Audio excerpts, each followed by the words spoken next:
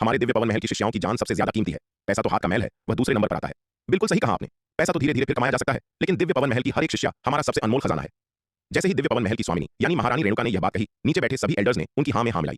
दिव्य पवन महल के ये एल्डर्स आज इतने उदार इसलिए हो रहे थे क्योंकि इसके पीछे कई कारण थे। सबसे पहली बात तो यह थी कि मौजूदा महल स्वामिनी महारानी रेणुका का रुतबा महल में सबसे ऊंचा था। वे न केवल पूरे दिव्य पवन महल में सबसे शक्तिशाली थीं, बल्कि उनके पास एक बेहद ताकतवर आदिशक्ति तलवार भी थी। यहाँ तक कि अर्ध आरोहण लोक का कोई विशेषज्ञ भी उनकी इस तलवार के एक वार को झेलने की हिम्मत नहीं कर सकता था। इसलिए दिव्य पवन महल में कोई भी उनकी बात टालने की जरूरत नहीं करता था। दूसरा कारण यह था कि दिव्य पवन महल और तलवार संप्रदाय के बीच सहयोग से पैसे कमाने के अनगिनत मौके मिल रहे थे। जब पैसा इतनी आसानी से कमाया जा रहा था, तो अब उन्हें खनिज संसाधनों का मोह उतना नहीं रह गया था। वैसे भी ये खनिज संसाधन पूरे दिव्य पवन महल की संपत्ति थे, न कि उनकी निजी जागीर, इसलिए उन्हें लुटाने में ज्यादा दर्द नहीं हो रहा था। तीसरा और सबसे अहम कारण यह था कि तलवार संप्रदाय के अद्भुत संसाधनों की बदौलत दिव्य पवन महल की हर शिष्या के पास भविष्य में आरोहण लोक तक पहुंचने का लगभग पक्का मौका था। यही वजह थी कि एल्डर्स अब इन शिष्याओं की जान की कीमत को और भी ज्यादा समझने लगे थे। ये शिष्याएं जो अभी महान क्षेत्र में थीं, सिर्फ साधारण योद्धा नहीं थीं, बल्कि भविष्य की आरोहण लोक विशेषज्ञ थीं। अगर तलवार संप्रदाय के वे जादुई संसाधन न होते जो यह गारंटी देते कि हर शिष्या आरोहण लोक तक पहुंच सकती है, तो शायद इन एल्डर्स की नजरों में उनकी जान इतनी कीमती न होती। महारानी जी, मैं एक सुझाव देना चाहती हूँ। तभी एल्डर विदुषी अचानक बोल पड़ी। कृपया कहिए एल्डर विदुषी। महारानी रेणुका ने उनकी ओर मुड़कर कहा, इन खदानों से जो खजाना मिलेगा उसे हम मध्य महाद्वीप युद्ध कला प्रतियोगिता में भाग लेने वाली शिष्याओं को दे तो सकते हैं, लेकिन मुफ्त में नहीं। उन्हें यह सामान केवल उधार दिया जाएगा। प्रतियोगिता खत्म होने के बाद उन्हें मेहनत करके पैसा कमाना होगा और उसके बदले युद्ध पुण्य चुकाने होंगे। एल्डर विदुषी ने गंभीरता से कहा। इस तरह इन शिष्याओं के पास अपनी सुरक्षा के लिए तुर्क का इक्का भी होगा और उन्हें ये खजाने इतनी आसानी से नहीं मिलेंगे। अगर उन्हें सब कुछ आसानी से मिल गया तो वे इसकी कदर नहीं करेंगी। ये सुनते ही महारानी रेणुका की आंखों में चमक आ गई। उन्होंने बार बार सिर हिलाते हुए कहा, एल्डर विदुषी, क्या शानदार विचार है। हम बिल्कुल वैसा ही करेंगे जैसा आपने सुझाया है। यह विचार वाकई बेहतरीन था। दिव्य पवन महल का एक भी आध्यात्मिक पत्थर खर्च नहीं होगा और प्रतियोगिता में भाग लेने वाली शिष्याओं को अपनी सुरक्षा के लिए बेहतरीन हथियार भी मिल जाएंगे। वाकई पुरानी लोमड़ी सबसे ज्यादा समझदार होती है। एल्डर विदुषी के मुकाबले वह अभी भी बहुत कच्ची है। महारानी रेणुका ने मन ही मन आह भरी। सभा समाप्त होने के बाद महारानी रेणुका ने एल्डर शांति को निर्देश दिया कि वे बैठक में तय की गई योजना को लागू करें। मध्य महाद्वीप युद्ध कला प्रतियोगिता के लिए दिव्य पवन महल की हजारों शिष्याओं ने पंजीकरण कराया था। इतनी बड़ी संख्या में शिष्याओं के लिए जान बचाने वाली गोलियां, ताबीज और जादुई खजाने बदलने के लिए जिस धन की आवश्यकता थी, वह बहुत विशाल था। दिव्य पवन महल ने तलवार संप्रदाय को पूरी 100 उच्च श्रेणी की खजाने दी ताकि वे पर्याप्त ताबीज, गोलियां और जादुई खजाने प्राप्त कर सकें। बेशक दिव्य पवन महल द्वारा बदला गया सामान वेद प्रकाश, माया और नलिनी के पास मौजूद सामान जैसा उत्तम नहीं हो सकता था और न ही उसकी मात्रा उतनी हो सकती थी। वरना अगर दिव्य पवन महल 10 गुना संसाधन भी देता तो भी कम पड़ जाता। हालांकि दिव्य पवन महल का अधिकार क्षेत्र बहुत विशाल था, लेकिन इसके संसाधन अक्षय नहीं थे, खासकर ये उच्च श्रेणी की खदानें। महारानी रेणुका पहले ही विराट से प्राचीन महाद्वीप का जल बदलने के लिए काफी खनिज संसाधन खर्च कर चुकी थी। इस ताजा लेन देन के बाद दिव्य पवन महल के अधिकार क्षेत्र की लगभग आधी उच्च श्रेणी की खदानें अब तलवार संप्रदाय के हाथों में जा चुकी थी। अगर हालात ऐसे ही चलते रहे और दिव्य पवन महल ने पैसे कमाने के दूसरे तरीके नहीं ढूंढे, तो अंततः उसकी सारी संपत्ति खत्म हो जाएगी। दक्षिणी महाद्वीप में विराट के निवास पर श्वेत वस्त्रधारी विराट, जो अभी अभी तलवार संप्रदाय के विभिन्न क्षेत्रों में नागदंत चावल के खेतों का निरीक्षण करके लौटा था, तभी विनोद उसके दरवाजे पर आ धमका। विराट भाई, मैंने सुना है कि दिव्य पवन महल की टीम जल्द ही युमेश शाही शहर के लिए रवाना होने वाली है। विनोद ने श्वेत वस्त्रधारी विराट को देखते हुए पूछा। हाँ, यह सच है विनोद भाई, तुम यह क्यों पूछ रहे हो? श्वेत वस्त्रधारी विराट ने उलझन भरी नजरों से देखा। आखिर विनोद इस बारे में पूछताछ क्यों कर रहा था? विराट भाई, बात दरअसल यह है, पिछले कुछ सालों में आपकी मदद से मेरा कारोबार काफी सफल रहा है।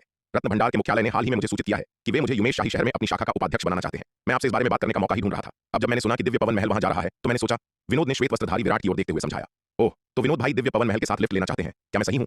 श्वेत वस्त्रधारी विराट ने मुस्कुराते हुए कहा। बिल्कुल, मैं भी यही सोच रहा था। आखिर यहाँ से युमेश शाही शहर का रास्ता बहुत लंबा है। अगर मैं खुद वहां जाऊं तो न जाने कितना समय लग जाएगा। इसके अलावा मेरी ताकत कम है और मेरे साथ वह छोटी बच्ची सी यून भी होगी। ये बहुत सुरक्षित नहीं होगा। इसलिए मैंने सोचा कि मैं विराट भाई से कहूं कि वे दिव्य पवन महल से बात करें और देखें कि क्या वे मुझे अपने साथ ले जा सकते हैं। बेशक मैं यह मुफ्त में नहीं कह रहा, मैं यात्रा का खर्च देने को तैयार हूं। विनोद ने कहा।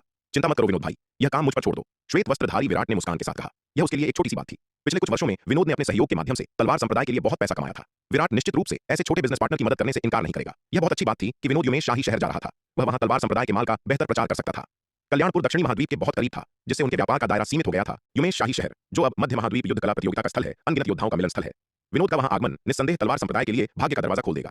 विनोद के सहयोग के बिना तलवार संप्रदाय का व्यापार युमेश शाही शहर में प्रवेश करने में असमर्थ रहता। सतह पर युमेश राजवंश अभी भी रत्न भंडार संप्रदाय के नियंत्रण में है और युमेश शाही शहर के भीतर विभिन्न ताकतें जटिल और आपस में जुड़ी हुई हैं, जिससे तलवार संप्रदाय के लिए पैर जमाना मुश्किल हो जाता है। अगर वे रत्न भंडार से व्यापार छीनने की कोशिश करते तो उन्हें निश्चित रूप से दमन का सामना करना पड़ता। सबसे अच्छा समाधान व्यापार में सहयोग करना है। हालांकि विराट का युमेश शाही शहर में रत्न भंडार कंपनी के भीतर कोई परिचित नहीं है। अगर वह सहयोग करना भी चाहे तो वे शायद उस पर कोई ध्यान न दें। अब विनोद के युमेश शाही शहर में रत्न भंडार कंपनी के उपाध्यक्ष के रूप में स्थानांतरित होने के साथ चीजें बहुत आसान हो जाएंगी। ऐसी बात है तो बहुत बहुत धन्यवाद विराट भाई। यह सुनकर विनोद ने बहुत खुशी के साथ कहा।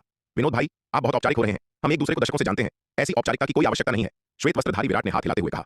शांतिनगर में विनोद से मिलने के बाद से अब लगभग 30 साल बीत चुके थे। 30 से अधिक वर्षों से दोनों ने बहुत अच्छा सहयोग किया है। तलवार संप्रदाय ने विनोद को माल बेचने में मदद करके अपने लिए बहुत पैसा कमाया है, जबकि विनोद ने तलवार संप्रदाय के साथ सहयोग के माध्यम से बहुत सारा व्यापार हासिल किया है। तलवार संप्रदाय के साथ सहयोग करने के बाद से विनोद शांतिनगर में रत्न भंडार कंपनी के प्रमुख से लेकर पवनगढ़ शाही शहर में प्रमुख, फिर दक्षिणी मध्य महाद्वीप में प्रमुख और अब उसे युमेश शाही शहर में रत्न भंडार कंपनी का उपाध्यक्ष बना दिया गया है। महज 30 से कुछ ज्यादा सालों में वह कई रैंक ऊपर चढ़ गया है। पदोन्नति की ऐसी गति जो बस भयावह है। विनोद के लिए यह सिर्फ एक उल्कापिंड की तरह उदय नहीं था, यह एक छलांग थी। विराट की सहमति मिलने के बाद विनोद विराट के निवास पर नहीं रुका और जल्दी ही विदा ले ली। विनोद के जाने के कुछ ही समय बाद जयंत और इशिका भी मिलने आए। उन्हें विराट से कोई और काम नहीं था। माया और बाकी लोगों की तरह वे भी आगामी मध्य महाद्वीप युद्ध कला प्रतियोगिता में भाग लेने के लिए दिव्य पवन महल के साथ जाना चाहते थे। विराट ने उनकी विनती तुरंत स्वीकार कर ली। उसने माया, नलिनी और गुरु भूपति से पहले ही वादा कर दिया था, तो 2 और लोगों से कोई फर्क नहीं पड़ने वाला था। जयंत और इशिका के पास असाधारण युद्ध कला प्रतिभा थी। इसके अलावा जशपुर और गांवहर राजवंशों ने उन्हें पोषित करने के लिए खुद को समर्पित कर दिया था। अपने अपने क्षेत्रों के संसाधनों, खनिजों और जड़ी बूटियों का उपयोग करके तलवार संप्रदाय से युद्ध पुण्य का आदान प्रदान किया। इन संसाधनों का उनकी प्रगति में भारी निवेश किया गया, यह सुनिश्चित करते हुए कि उनके पास कभी भी खेती के संसाधनों की कमी न हो। वर्तमान में वे महान क्षेत्र के शिखर पर पहुंच चुके हैं। हालांकि जशपुर और गांवहर राजवंशों के पास पर्याप्त संसाधन थे, लेकिन पिछले कुछ वर्षों में वे लगभग समाप्त हो चुके हैं। अपने परिवारों पर बोझ न बनने की चाहत में उन्होंने मध्य महाद्वीप युद्ध कला प्रतियोगिता में भाग लेने का फैसला किया, ताकि वे देख सकें कि क्या वे और पैसा कमा सकते हैं। 1 महीने की तैयारी के बाद दिव्य पवन महल आखिरकार रवाना हो गया। एक विशाल मेघ नौका धीरे धीरे कल्याणपुर से ऊपर उठी और उत्तरी आकाश की ओर उड़ चली। इस बार समूह का नेतृत्व करने वाली महारानी रेणुका के अलावा एल्डर गार्गी सहित अर्ध दिव्य विकास लोक के 10 एल्डर्स भी उनके साथ थे। बादलों में तैरते जहाज के विशाल डेक पर माया तेजी से गुजरते हुए सफेद बादलों को देखते हुए उत्साह से चिल्लाई, आखिरकार हम युमेश शाही शहर देखने जा रहे हैं। अफसोस, यह दुख की बात है कि वान्या अभी तक नहीं जागी है, वरना अगर वह साथ आती तो उसे निश्चित रूप से बहुत खुशी होती। माया ने थोड़े अफसोस के साथ कहा। वह जानती थी कि वान्या को हर तरह की नई जगहों पर जाना पसंद था। अगर वह तलवार संप्रदाय के क्षेत्र को छोड़कर दूसरी जगहों को देख पाती तो वान्या खुशी से झूम उठती। तुम्हें क्या लगता है, क्या विराट छोटी वान्या को हमारे साथ युमेश शाही शहर आने देगा? नलिनी ने उसकी ओर देखा और कहा, सबसे अधिक संभावना तो यह है कि विराट गुस्से में आकर हमें इस मध्य महाद्वीप युद्ध कला प्रतियोगिता में भाग लेने से ही मना कर देगा। हम उस लड़के के स्वभाव को देखते हुए यह निश्चित रूप से बहुत संभव है। वेद प्रकाश ने गहरी सहमति में सिर हिलाया। छोड़ो, इस बारे में बात नहीं करते। माया ने हाथ हिलाया और जल्दी से विषय बदलते हुए कहा, मैंने सुना है कि विराट ने हाल ही में एक लोमड़ी कन्या को अपने पास रखा है और वह पुरुषों को लुभाने में काफी माहिर लगती है। मैं यह देखने के लिए बहुत उत्सुक हूं कि वह कैसी दिखती है। अरे माया, तुम्हारे कहने का क्या मतलब है? मान्या तुरंत झुक गई और माया को घूरते हुए पूछा। बाकी लोग भी तुरंत दिलचस्पी लेने लगे, माया की ओर गपशप भरे भाव से देख रहे थे। बेशक नलिनी और मान्या जिज्ञासु होने के अलावा ईर्ष्या और झुंझलाहट की भी एक मजबूत भावना रखती थी। हालांकि मान्या ने खुलकर अपनी ईर्ष्या व्यक्त की, जबकि नलिनी ने पूरी तरह से बेपरवाह होने का नाटक किया। तुम्हें अभी तक नहीं पता है ना, विराट ने युमेश शाही शहर में एक और लोमड़ी को अपने पास रखा है। माया ने धूर्तता से कहा, जिस लोमड़ी की मैं बात कर रही हूं वह सिर्फ कहने के लिए है कि एक असली लोमड़ी है जो इंसानी रूप में एक लोमड़ी आत्मा है। मैंने सुना है कि इस तरह की लोमड़ियां लोगों को लुभाने की क्षमता के साथ पैदा होती है और विराट तब से पूरी तरह से उसके प्यार में पागल है। माया, तुम्हें यह खबर कहां से मिली? माया ने उसको देखते हुए कुछ संदेह से पूछा। ऐसा कैसे हो सकता है कि उसे इस बारे में पता नहीं था? यह एक राज है, माया ने रहस्यमय ढंग से कहा। खैर, मेरा सूत्र बिल्कुल भरोसेमंद है, अगर मुझे विश्वास नहीं है तो तुम युमेश शाही खुद पता लगोगी।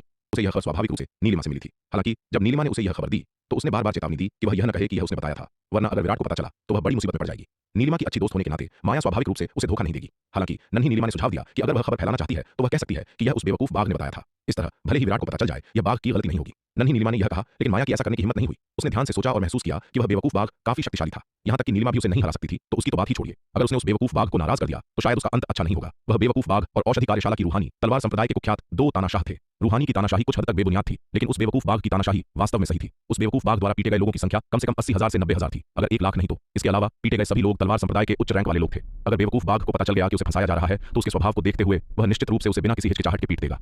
विराट सचमुच बहुत नीच है। वास्तव में एक लोमड़ी को लुभाने के लिए इतना गिर गया? माया ने सुनकर गुस्से में कहा। माया ने इतने यकीन से कहा था कि यह बात सच होने की पूरी संभावना थी। नलिनी माया की बातें सुनकर अपनी खूबसूरत आंखों में झुंझलाहट की एक चमक महसूस किए बिना नहीं रह सकी। हालांकि वह अंदर से बहुत गुस्से में थी, लेकिन सतह पर उसने अभी भी शांत और उदासीन होने का नाटक किया। माया ने यह दृश्य देखा, उसके भीतर एक गुप्त संतोष की भावना जाग उठी।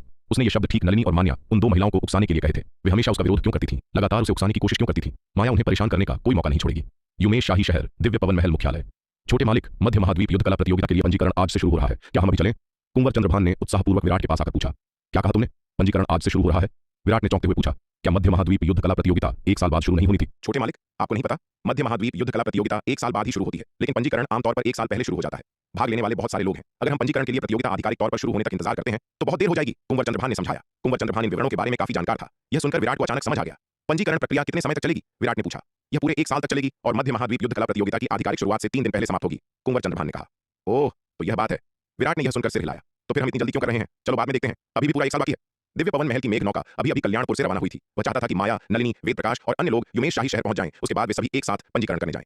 ओह ठीक है, कुंवर चंद्रभान ने सहमति में सिर हिलाया। चूंकि विराट अभी पंजीकरण नहीं करना चाहता था, इसलिए वे इंतजार कर सकते थे। अभी भी 1 साल बाकी था, इसलिए उसे कोई जल्दी नहीं थी। हालांकि यद्यपि विराट ने तुरंत पंजीकरण करने की योजना नहीं बनाई थी, फिर भी वह पंजीकरण क्षेत्र में एक नजर डालने के लिए गया। मध्य महाद्वीप युद्ध कला प्रतियोगिता के लिए पंजीकरण का स्थान युमेश शाही शहर में स्थित था, विशेष रूप से प्रतियोगिता के आयोजन स्थल पर। यह स्थल विशाल था, जो 10 करोड़ मील के क्षेत्र को कवर करता था। पूरे युमेश शाही शहर का 10वां हिस्सा घेरता था। इसका विशाल क्षेत्र युमेश शाही महल के प्रतिद्वंद्वी था, जिससे यह युमेश शाही शहर के 2 सबसे बड़े भवन परिसरों में से एक बन गया। इसके अलावा स्थापत्य भव्यता के मामले में यह स्थल युमेश शाही महल से भी आगे निकल जाता है। आखिरकार युमेश शाही महल का निर्माण युमेश शाही परिवार ने खुद किया था, जबकि मध्य महाद्वीप युद्ध कला प्रतियोगिता के स्थल का निर्माण दाव संघ द्वारा किया गया था। दोनों अतुलनीय हैं। इस स्थल की सबसे खास विशेषता एक विशाल युद्ध क्षेत्र है। यह अखाड़ा एक अत्यंत विशाल गोलाकार संरचना है, जो हजारों फीट की ऊंचाई तक पहुंचता है। गोलाकार संरचना के केंद्र में लाखों मील की परिधि में फैला एक युद्ध मंच है। गोलाकार संरचना पर दर्शकों की सीटों की कतारें बनी हुई हैं। गोलाकार संरचना के उत्तर की ओर केवल 3 स्तर बनाए गए हैं। प्रत्येक स्तर बेहद आलीशान है। स्पष्ट रूप से ये दर्शक सीटें महत्वपूर्ण हस्तियों के लिए हैं। गोलाकार संरचना के पूर्व, दक्षिण और पश्चिम की ओर हजारों स्तर हैं। प्रत्येक स्तर घनी सीटों से भरा हुआ है। इन 3 तरफ की सीटें स्पष्ट रूप से आम योद्धाओं के लिए मैच देखने के लिए हैं। इस गोलाकार इमारत के विशाल आकार को देखते हुए यह आसानी से एक साथ करोड़ों दर्शकों को समायोजित कर सकता है। इस समय मध्य महाद्वीप युद्ध कला प्रतियोगिता का पंजीकरण क्षेत्र पहले से ही लोगों से खचाखच भरा हुआ था। एक हलचल और भीड़ भरा दृश्य। आखिरकार आज मध्य महाद्वीप युद्ध कला प्रतियोगिता के पंजीकरण का पहला दिन था और कई योद्धा अपनी जिज्ञासा को रोक नहीं सके और वहां पहुंच गए। विराट भी पंजीकरण क्षेत्र में गया और पाया कि कोई भी साधारण योद्धा मध्य महाद्वीप युद्ध कला प्रतियोगिता के लिए पंजीकरण नहीं कर सकता है। पंजीकरण के लिए पात्र होने के लिए योद्धाओं की खेती का स्तर कम से कम लघु महान क्षेत्र होना आवश्यक था। जो लोग प्रारंभिक लघु महान क्षेत्र से नीचे थे वे पंजीकरण के लिए अयोग्य थे। ऐसा इसलिए था क्योंकि मध्य महाद्वीप युद्ध कला प्रतियोगिता का पहला भाग अंततः दाव संघ 3 महान परिवारों और 5 प्रमुख संप्रदायों के लिए शिष्यों का चयन करने का एक भव्य कार्यक्रम था और शिष्यों की भर्ती के लिए इन शक्तिशाली ताकतों की सबसे बुनियादी आवश्यकता प्रारंभिक लघु महान क्षेत्र तक पहुंचना थी। उस स्तर से नीचे के योद्धा बस उनके समय के लायक नहीं थे। आखिरकार स्वर्ग पूज्य रैंक से महान क्षेत्र तक पहुंचना एक बड़ी बाधा है। यदि भर्ती किए गए शिष्य इस बाधा को भी पार नहीं कर सकते तो यह उनके संसाधनों और समय की बर्बादी होगी। इसलिए मध्य महाद्वीप युद्ध कला प्रतियोगिता का पहला भाग यह निर्धारित करता है कि भाग लेने वाले योद्धाओं को लघु महान क्षेत्र तक पहुंचना चाहिए। विराट पंजीकरण क्षेत्र में घूम ही रहा था और जाने ही वाला था कि अचानक वह रुक गया और एक दिशा में देखने लगा। उसके सामने एक युवक खड़ा था जिसका स्वभाव ठंडा और अभिव्यक्ति निर्मम थी। यह युवक कोई और नहीं बल्कि एक पुराना परिचित था जिसकी विराट ने कभी उम्मीद नहीं की थी, विवस्वान। विराट ने कभी नहीं सोचा था कि उसका सामना यहाँ विवस्वान से होगा। विवस्वान देवगढ़ संप्रदाय से उसका कट्टर दुश्मन था जिसके पास बेहद राक्षसी युद्ध कला प्रतिभा थी। हालांकि घटनाओं की एक श्रृंखला के बाद विराट ने पूरे दक्षिणी महाद्वीप पर नियंत्रण कर लिया और विवस्वान ने विराट के आगे झुकने से इनकार कर दिया। इसलिए उसने हरीश के साथ मध्य महाद्वीप में जाने के लिए दक्षिणी महाद्वीप छोड़ दिया। हालांकि विराट ने कभी नहीं सोचा था कि विवस्वान इस मुकाम तक पहुंच जाएगा। जब विवस्वान ने दक्षिणी महाद्वीप छोड़ा था तब वह केवल दिव्य रूपांतरण रैंक में था। अब वह वास्तव में अर्ध आरोहण लोक तक पहुंच चुका था। खेती की ऐसी गति पूरी तरह से आश्चर्यजनक थी। यहाँ तक कि हरीश जो विवस्वान के बगल में था पहले ही महान क्षेत्र के शिखर तक पहुंच चुका था। ऐसा लगता था कि दक्षिणी महाद्वीप छोड़ने के बाद उन दोनों को कुछ असाधारण अवसर मिले होंगे, अन्यथा वे इतनी जल्दी खेती नहीं कर पाते। जैसे ही विराट ने विवस्वान की ओर देखा, विवस्वान ने अचानक अपना सिर घुमाया और विराट की दिशा में देखा। विराट को देखकर विवस्वान भी पल भर के लिए सन्न रह गया। स्पष्ट रूप से उसे यहाँ विराट से मिलने की उम्मीद नहीं थी। सीनियर भाई विवस्वान, क्या बात है? हरीश ने विवस्वान के असामान्य हाव भाव को देखकर भ्रमित होकर पूछा। देखो वहां कौन है? विवस्वान ने ठंडे स्वर में कहा। यह सुनकर हरीश को संदेह हुआ और उसने उस दिशा में देखने के लिए मुड़कर देखा। ऐसा क्या हो सकता था जिसने आमतौर पर शांत और गंभीर रहने वाले विवस्वान को इतना चौंका दिया? जब हरीश ने विराट को दूर खड़े देखा तो उसकी पुतलियां सिकुड़ गईं और उसके चेहरे पर पूर्ण आघात दिखाई दिया। विराट विराट यहाँ कैसे हो सकता है? हरीश बेहद हैरान था। विराट ने उस समय उसे जो मानसिक आघात दिया था वह बहुत बड़ा था, इतना कि विराट की एक झलक ही उसके भीतर डर की तीव्र भावना पैदा कर देती थी। हालांकि शुरुआती झटके के बाद हरीश को उबरने में काफी समय लगा। उसकी और विवस्वान की ताकत अब पहले से बहुत अलग थी, तो उसे विराट से क्यों डरना चाहिए? आज विराट से मिलना उस समय का हिसाब बराबर करने का एक अच्छा मौका था। यह सोचकर हरीश विवस्वान की ओर मुड़ा और कहा, सीनियर भाई विवस्वान, अब जब हम इस बच्चे से यहाँ मिल ही गए हैं तो क्या हमें जाकर उसे मार देना चाहिए? कोई मुसीबत मत खड़ी करो, उसका मौजूदा कल्टीवेशन लेवल देखो, विवस्वान ने उदासीनता से कहा। यह सुनकर हरीश ने फिर से विराट की ओर देखा और खारिज करते हुए कहा, सीनियर भाई विवस्वान, वह बच्चा केवल लघु महान क्षेत्र के मध्य चरण में है। हमारी मौजूदा ताकत के साथ हम उसे आसानी से कुचल सकते हैं। यह मत भूलो कि विराट किसमें माहिर है, विवस्वान ने ठंडे स्वर में कहा। उसकी ताकत को सामान्य मानकों से नहीं आंका जा सकता। उस समय उससे कहीं अधिक उच्च कल्टीवेशन स्तर वाले लोग भी उसके द्वारा मिटा दिए गए थे। वह अपने वर्तमान स्तर तक खेती करने में सक्षम था क्योंकि दक्षिणी महाद्वीप छोड़ने के बाद उसे और हरीश को एक बड़ा अवसर मिला था और विराट ने वास्तव में महान क्षेत्र को तोड़ दिया था और यहाँ तक कि मध्य महाद्वीप युद्ध कला प्रतियोगिता में भाग लेने के लिए युमेश शाही शहर भी आ गया था। इसका मतलब था कि विराट इन सभी वर्षों में दक्षिणी महाद्वीप तक ही सीमित नहीं रहा था। विराट एकमात्र ऐसा प्रतिद्वंद्वी था जिसे वह अपने जीवन में कभी हरा नहीं पाया था, इसलिए उसने उसे कम आंकने की हिम्मत नहीं की। विवस्वान की बातें सुनकर हरीश चौंक गया। वास्तव में विराट की सबसे बड़ी ताकत अपने ही दायरे से परे दुश्मनों को हराने में थी। उसकी ताकत को सामान्य योद्धाओं के मानकों से नहीं मापा जा सकता था। यदि कोई विराट को केवल एक मध्य चरण लघु महान क्षेत्र योद्धा मानता तो वे बिना जाने ही बुरी तरह हार जाते। चलो चलें, पंजीकरण के बाद तुम युमेश शाही शहर के विभिन्न हिस्सों में जाओ और स्थिति की अच्छी तरह से जांच करो, जिसमें इस साल की मध्य महाद्वीप युद्ध कला प्रतियोगिता में भाग लेने वाले मुख्य प्रतिद्वंद्वी भी शामिल हैं, विवस्वान ने ठंडे स्वर में कहा। वे केवल कुछ दिनों के लिए युमेश शाही शहर में थे और इसके बारे में ज्यादा नहीं जानते थे। हालांकि विवस्वान अहंकारी था लेकिन वह आंख बंद करके घमंडी मूर्ख नहीं था, अन्यथा उसने उस समय विराट को इतना परेशान नहीं किया होता। जी सीनियर भाई विवस्वान, हरीश ने जवाब दिया। वे दोनों विराट की ओर नहीं बढ़े बल्कि पंजीकरण क्षेत्र की ओर चले गए। उन्होंने अभिवादन करने का कोई इरादा नहीं दिखाया। वे दोनों पहले प्रतिद्वंद्वी रहे थे, कट्टर दुश्मन नहीं, लेकिन निश्चित रूप से दोस्त भी नहीं। विवस्वान ने हमेशा अर्थहीन दिखावे से घृणा की थी। यदि वह जीत सकता था तो वह आगे बढ़ता, यदि नहीं तो वह पीछे हट जाता। उसे खेल खेलना कभी पसंद नहीं आया। छोटे मालिक, वह व्यक्ति कौन था? कुंवर चंद्रभान ने उत्सुकता से पूछा विराट को उस ठंडे चेहरे वाले युवक को एकटक देखते हुए देखकर। वह युवक विशेष रूप से खास नहीं लग रहा था, तो विराट को उसमें दिलचस्पी क्यों थी? वह मेरा एक पुराना परिचित है जिसका नाम विवस्वान है। उसकी युद्ध कला प्रतिभा आश्चर्यजनक है, विराट ने हल्की मुस्कान के साथ कहा। विवस्वान उसके पास नहीं आया और विराट का उसे स्वीकार करने का कोई इरादा नहीं था। विराट को विवस्वान विशेष रूप से पसंद नहीं था, लेकिन वह उससे नफरत भी नहीं करता था।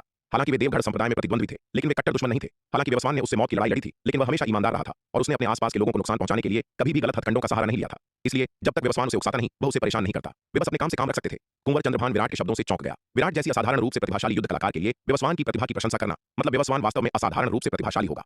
ठीक है, चलो उसे नजरअंदाज करते हैं। वैसे भी अगर तुम भविष्य में उससे मिलो तो उसे कम मत समझना। वह उसी स्तर के विरोधियों के खिलाफ युद्ध में अविश्वसनीय रूप से शक्तिशाली है, विराट ने मुस्कान के साथ कहा। इतना कहकर विराट पंजीकरण बिंदु पर और नहीं रुका और कुंवर चंद्रभान, युवराज युवान और अन्य लोगों के साथ चला गया। पटाया अनंत परम मीनार का दूसरा स्तर। नीले वस्त्र पहने एक युवा लड़का नागदंत चावल के एक विशाल तने के पीछे छिपा हुआ था। यह सुनिश्चित करने के लिए इधर उधर देख रहा था कि कोई आसपास तो नहीं है। एक चोर की तरह उसने बड़ी ही सफाई से अपने हाथ में एक जंग लगी लंबी तलवार निकाली। उसने एक जेट की बोतल उठाई और उस तलवार पर प्राचीन वीरान महाद्वीप से लाया गया ढेर सारा पानी डाला। जैसे ही पानी ब्लेड पर गिरा, जंग लगी तलवार ने एक सूखे रेगिस्तान की तरह पागलों की तरह पानी सोख लिया। नीले वस्त्र वाले लड़के के चेहरे पर अत्यधिक आनंदमयी खुशी के भाव थे। प्राचीन झरने का पानी जेट की बोतल से लगातार गिरता रहा और जंग लगी तलवार ने लालच से इस अद्भुत पानी को सोख लिया। तलवार से तलवार की रोशनी की चमकदार लहरें निकली, जिसने नागदंत चावल के पूरे खेत को, जो एक घने जंगल जैसा दिखता था, एक उज्जवल चमक से भर दिया। तभी अनंत परम मीनार के दूसरे स्तर के स्थानांतरण मंच पर प्रकाश की एक किरण चमकी और नीलिमा अपने पंजों में 2 जेट की बोतलें लिए व्यू से बाहर निकली। बाहर कदम रखते ही नीलिमा ने दूर नागदंत चावल के खेतों को देखा, जहां से प्रकाश की चमकदार किरणें निकल रही थीं, जो सीधे आकाश में जा रही थीं। यह देखकर नीलिमा को उत्सुकता महसूस हुए बिना नहीं रह सकी। क्या यह नागदंत चावल का खेत किसी साधारण खजाने को पाल रहा है जो ऐसी दिव्य रोशनी बिखेर रहा है? नीलिमा ने चारों ओर देखा और किसी को पास न पाकर चुपचाप रोशनी के स्रोत की ओर दबे पांव बढ़ी। अगर यह खजाना उसके हाथ लग गया जबकि कोई आसपास नहीं है तो यह उसकी अपनी निजी संपत्ति होगी। नीले वस्त्र वाला लड़का प्राचीन महाद्वीप के झरने के पोषण का आनंद लेने में पूरी तरह से लीन था। उसे बिल्कुल भी पता नहीं था कि नीलिमा चुपके से उसके पास आ रही है। कदम दर कदम नीलिमा नागदंत चावल के खेत की गहराई में दाखिल हुई, जो एक घने जंगल जैसा था। चुपचाप कीमती रोशनी के स्रोत की ओर बढ़ रही थी। वह विशाल नागदंत चावल के तनों से गुजरी, धीरे धीरे उस तने के पास पहुंच गई जहां नीले वस्त्र वाला लड़का छिपा था। जैसे जैसे वह कीमती रोशनी के स्रोत के करीब आई, नीलिमा को अत्यधिक उत्साह महसूस हुआ। इस रोशनी की भव्यता को देखते हुए यह एक असाधारण खजाना होना चाहिए। एक बार जब उसे यह खजाना मिल गया तो उस बेवकूफ बाघ को पीटना बाएं हाथ का खेल होगा, यह सोचकर नीलिमा अब खुद को रोक नहीं पाई और अचानक बाहर निकली, नागदंत चावल के तने के पीछे चक्कर लगाती हुई। जैसे ही नीलिमा चमकदार खजाने पर हमला करने वाली थी, उसने देखा कि यह दृश्य वास्तव में नीले वस्त्र वाले लड़के का था, जो चुपके से प्राचीन वीरान महाद्वीप का झरने का पानी पी रहा था, जिसे उसने बड़ी मेहनत से वहां से पहुंचाया था। ये देखते ही नीलिमा तुरंत क्रोधित हो गई। तुम कमीनी तलवार, तुम्हारी हिम्मत कैसे हुई उस झरने का पानी चुराने की, जिसे मैंने बड़ी मेहनत से प्राचीन वीरान महाद्वीप से पहुंचाया था? यह अपमानजनक है। तुम खत्म हो गए। मैं निश्चित रूप से विराट को इस बारे में बताऊंगी और उसे तुम्हें सबक सिखाने के लिए कहूंगी। नीलिमा, जिसकी आंखें लाल थीं, ने अपने पंख फड़फड़ाए और नीले वस्त्र वाले लड़के की ओर इशारा करते हुए जोर से कोसा। नीले वस्त्र वाला लड़का नीलिमा के अचानक प्रकट होने से चौंक गया। उसने जल्दी से अपने हाथ में मौजूद जंग लगी लंबी तलवार को दूर कर दिया। वह लापरवाह हो गया था। वह अपने भोजन का इतना आनंद ले रहा था कि वह अपने परिवेश के प्रति सावधान रहना भूल गया था और इस मूर्ख पक्षी द्वारा रंगे हाथों पकड़ा गया था। अगर विराट को इस बारे में पता चला तो उसे निश्चित रूप से कड़ी सजा दी जाएगी। हरे वस्त्र वाला लड़का चमका और अचानक नीलिमा के सामने आ गया, उसका रास्ता रोकते हुए। अरे मूर्ख नन्ही चिड़िया, चलो बात करते हैं, आवेश में मत आओ। हरे वस्त्र वाले लड़के ने एक दुर्लभ विनम्र मुस्कान के साथ कहा। मुझे तुमसे कुछ नहीं कहना, मेरे रास्ते से हट जाओ। नीलिमा ने गुस्से में जवाब दिया। मूर्ख नन्ही चिड़िया, क्यों ना हम एक सौदा करें? जब तक तुम विराट को इस बारे में नहीं बताओगी, मैं चुपके से तुम्हारे लिए भविष्य में उगाए जाने वाले नागदंत चावल का एक हिस्सा बचाऊंगा। कैसा रहेगा? हरे वस्त्र वाले लड़के ने धीरे से कहा। नीलिमा हक्की बक्की रह गई। उसने अपने पंख से अपनी ठोड़ी को सहलाया, काफी देर तक सोचा और अंत में बोली, सच में? नाग का विचार काफी अच्छा लग रहा था। हालांकि नाग ने अनंत परम मीनार के दूसरे स्तर पर काफी मात्रा में नागदंत चावल लगाया था, लेकिन प्राचीन वीरान महाद्वीप के पानी का उपयोग करके उगाई गई मात्रा बहुत अधिक नहीं थी। आखिरकार प्राचीन वीरान महाद्वीप के झरनों का यह पानी बड़ी मेहनत से उस विशेष झरने से वापस लाया गया था और इसकी मात्रा बेहद सीमित थी। मूल रूप से हालांकि इस पानी का उपयोग करके उगाए गए नागदंत चावल की मात्रा कम थी, लेकिन यह उनके लिए पर्याप्त था। हालांकि उस पेटू एल्डर योगिता के आने के बाद से प्राचीन वीरान महाद्वीप के पानी से उगाया गया यह नागदंत चावल अपर्याप्त हो गया था। एल्डर योगिता की भूख बहुत बड़ी थी और वह अविश्वसनीय रूप से तेजी से खाती थी। सामान्य तौर पर यह खाने की मेज पर उसका मुकाबला नहीं कर सकता था, इसलिए एल्डर योगिता के आने के बाद से वह हर भोजन में केवल 1.5 हिस्सा ही खा सकता था। नीलिमा के मन में पहले से ही इस बारे में काफी नाराजगी थी, लेकिन एल्डर योगिता की जबरदस्त ताकत के कारण वह उसे नाराज करने का जोखिम नहीं उठा सकती थी। और भले ही वह असंतुष्ट थी, लेकिन वह अपना गुस्सा जाहिर करने की हिम्मत नहीं करती थी। लेकिन आज जब उसने नीले वस्त्र वाले लड़के को चुपके से प्राचीन वीरान महाद्वीप का पानी चुराते हुए देखा, जिसे उसने बड़ी मेहनत से पहुंचाया था, तो नीलिमा तुरंत टूट गई। प्राचीन वीरान महाद्वीप के झरनों के पानी से उगाया गया नागदंत चावल पहले से ही अपर्याप्त था और यह टूटी हुई तलवार चुपके से कुछ जमा कर रही थी। नीलिमा इसे बर्दाश्त नहीं कर सकती थी। उसने सारी मेहनत की थी, लेकिन उसे खाने का मौका कभी नहीं मिला। नीलिमा के दिल की सारी शिकायतें उस पल फूट पड़ी, इसलिए उसने अपना गुस्सा नीले वस्त्र वाले युवा लड़के पर निकाल दिया। लेकिन अब युवा लड़के के सुझाव ने नीलिमा को तुरंत पिघला दिया। अगर वह इस टूटी हुई तलवार के साथ एक समझौते पर पहुंच जाती और वह चुपके से उसके लिए नागदंत चावल का एक हिस्सा बचा लेता, तो उसे कभी भी प्राचीन वीरान महाद्वीप के झरनों के पानी से उगाए गए इस तरह के नागदंत चावल के न होने की चिंता नहीं करनी पड़ती। बेशक यह सच है। जब तक तुम विराट को आज की घटनाओं के बारे में नहीं बताओगी, मैं अब से तुम्हारे लिए प्राचीन वीरान महाद्वीप के झरनों के पानी से उगाए गए नागदंत चावल का एक हिस्सा बचाऊंगा। नीले वस्त्र वाले लड़के ने फुसलाया। हालांकि मेरी एक शर्त है। क्या शर्त? नीलिमा ने संदेह से पूछा। अब से तुम्हें हर दिन पहले से अधिक प्राचीन वीरान महाद्वीप का झरने का पानी लाना होगा, वरना अगर मैं तुम्हारे लिए नागदंत चावल का एक हिस्सा छोड़ देता हूं और विराट को कम देता हूं, तो उसे निश्चित रूप से पता चल जाएगा और हम दोनों में से कोई भी परिणामों से नहीं बच पाएगा। इसलिए इसे पूरा करने के लिए तुम्हें हर दिन अधिक प्राचीन वीरान महाद्वीप का झरने का पानी लाना होगा, ताकि मैं तुम्हें विशेष उपचार देने के लिए अतिरिक्त पानी का उपयोग कर सकूं। नीले वस्त्र वाले लड़के ने कहा। कोई बात नहीं, मैं इसे संभाल लूंगी। नीलिमा तुरंत सहमत हो गई। प्राचीन वीरान महाद्वीप से हर दिन जो पानी वह लाती थी, वह पहले से ही उसकी सीमा से परे था। विराट ने उसके लिए हर दिन लाने के लिए एक न्यूनतम राशि निर्धारित की थी और उस न्यूनतम को पूरा करने के बाद वह काम करना बंद कर देती थी और बाकी समय आराम करने में बिताती थी। आखिरकार जो पानी वह लाती थी वह उसके हाथों में नहीं आता था, तो उसे इतनी मेहनत क्यों करनी चाहिए? लेकिन अब अपने लिए काम करते हुए नीलिमा तुरंत उत्साह से भर गई। अगर वह चाहती तो वह हर दिन कम से कम 3 गुना अधिक झरने का पानी ले जा सकती थी। हालांकि प्राचीन वीरान महाद्वीप से पानी ले जाने से अनंत परम मीनार की ऊर्जा की खपत होती है। यदि हर दिन अधिक पानी ले जाया जाता है तो आकाश में तारे और भी तेजी से मंद हो जाएंगे। क्या विराट को कुछ पता नहीं चलेगा? नीलिमा ने अपनी चिंता व्यक्त करने से पहले एक पल के लिए सोचा। यह आसान है। मुझे बस नागदंत चावल के रोपण क्षेत्र को दोगुना करना होगा। जितना अधिक नागदंत चावल लगाया जाएगा, उतनी ही तेजी से वह तारों की रोशनी को सोख लेगा। भले ही विराट को पता चले कि तारों की रोशनी की ऊर्जा तेजी से खपत हो रही है, वह केवल यह मान लेगा कि यह विस्तारित रोपण क्षेत्र के कारण है। मैं इतने लंबे समय से प्राचीन वीरान महाद्वीप का झरने का पानी चुरा रहा हूं और विराट ने ध्यान नहीं दिया। जब तक हम सावधान रहेंगे, विराट को पता नहीं चलेगा। नीले वस्त्र वाले छोटे लड़के ने आत्मविश्वास से कहा। अच्छा, तो तुम बेकार तलवारबाज, तो तुमने आज सिर्फ खाना ही नहीं चुराया। नीलिमा ने उसे गुस्से से देखा। नीले वस्त्र वाला लड़का अकड़ गया। उसे एहसास हुआ कि उसने अपना रहस्य उगल दिया है। मूर्ख पक्षी, हम अब सहयोगी हैं, इसलिए विवरण के बारे में चिंता मत करो। नीले वस्त्र वाले लड़के ने जल्दी से कहा। कैसा रहेगा? यदि तुम मेरे साथ सहयोग करती हो तो यह दोनों के लिए जीत की स्थिति होगी। नीलिमा ने एक पल के लिए सोचा, अपनी ठोड़ी को अपने पंख पर टिकाया और अंत में सिर हिलाया और कहा, ठीक है, मैं अभी के लिए सहमत हूं, लेकिन नागदंत चावल के बारे में अपना वादा मत तोड़ना, वरना मैं विराट को आज जो कुछ भी हुआ वह सब बता दूंगी। चिंता मत करो, मैं अपनी जुबान का पक्का हूं। मैं जो वादा करता हूं उसे पूरा करने में कभी असफल नहीं होता। नीले वस्त्र वाले लड़के ने जोर से अपनी छाती ठोकी। ये सुनकर नीलिमा ने आखिरकार हार मान ली। अपने पंजों में पकड़ी हुई 2 जेड की बोतलें नीले वस्त्र वाले लड़के को सौंप दी। फिर एक फ्लैश के साथ